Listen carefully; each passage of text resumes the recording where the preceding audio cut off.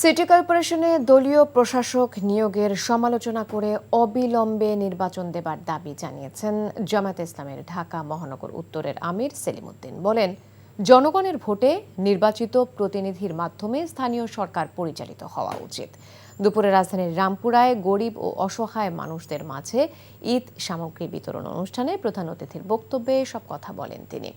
সেলিম উদ্দিন বলেন, স্থানীয় সরকার ব্যবস্থাকে শক্তিশালী করতে হলে জনগণের মতামতকে গুরুত্ব দিতে হবে। তাই দ্রুত সিটি কর্পোরেশন সহ সব স্থানীয় সরকার প্রতিষ্ঠানে নির্বাচন দিয়ে জনগণের ভোটে নির্বাচিত প্রতিনিধিদের দায়িত্ব দেবার আহ্বান জানান তিনি। বলেন, দেশে প্রকৃত অর্থে কল্যাণ রাষ্ট্র কায়েম করা গেলে কোনো দরিদ্র বা অসহায় পরিবার অবহেলিত থাকবে না।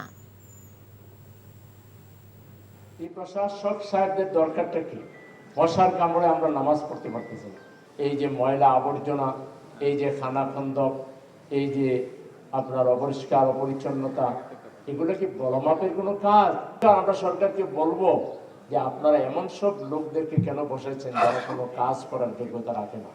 আপনারা দরকার নেই প্রশাসক ভোট দেন, ভোটের মাধ্যমে ভোটে আবার কোনো মেকানিজম করেন না, বিনা মেকানিজমে পাবলিককে তার নেতা চয়েস করার দায়িত্ব দেন।